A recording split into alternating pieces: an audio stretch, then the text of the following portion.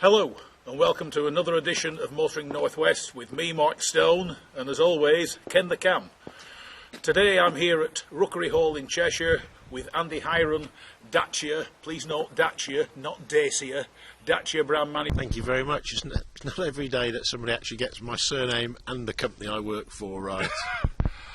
Basically, when did the Dacia range? It used to be here many years before, and then it went away. Now it's returned.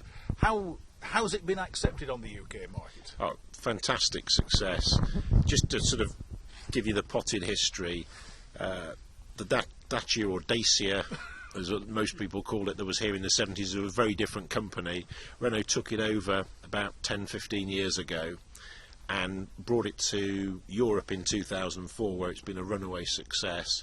We were typically British, a bit late to the party, but we launched in January last year, so January 2013, with Duster, and we sold just over 17,000 vehicles, which is probably a record for first year sales of any new car company in the UK, so really pleased. Yeah.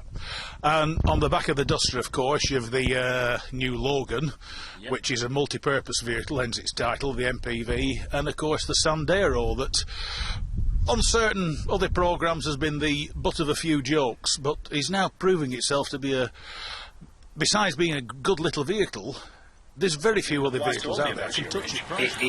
It's what we pride ourselves on. We talk about shockingly affordable prices and do the maths and things like that. So Sandero, on the first point, 5995, and you can get some very nice spec moving up to the range. Choice of pet. Big advocate. We see a massive spike in web interest, people making inquiries, test drive requests. So they say there's no such thing as bad publicity, and on that basis, I'd say it's certainly working for us. Yeah. And the Logan's quite new, but I mean in Europe, I spend a lot of time in Europe, the Logan is incredibly popular. They're all over the place, both as vans, mum's family transport. Wherever you go, there seems to be a Dacia Logan knocking about someplace. Well, Logan was the original Dacia that was launched in 2004. Logan MCV that we've got in the UK is a very different car. It's basically an estate version of the Sandero. Big capacity, which is, we say MCV for the C means capacity. It's a big estate car, and again starts at just under £7,000.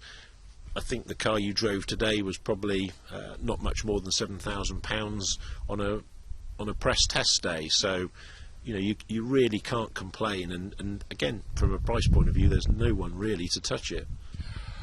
I mean, that's the big thing, but with the three vehicles, in many ways, what direction is Dacia now taking?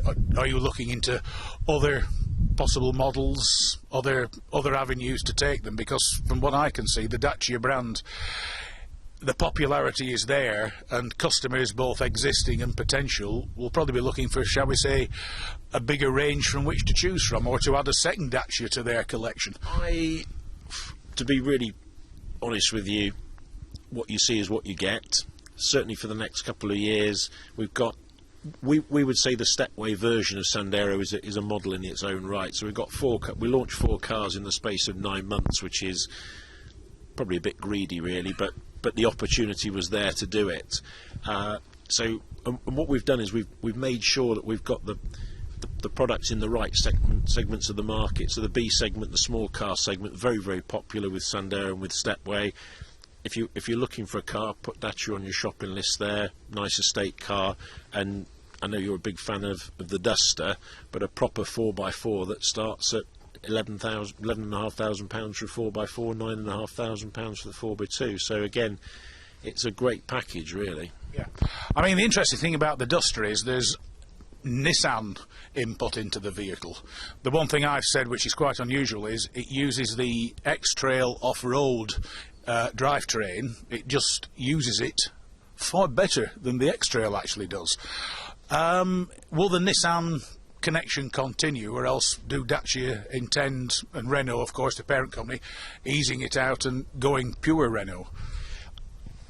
I mean, I love that. I'll use that quote from you about using the X-Trail gear better than an X-Trail.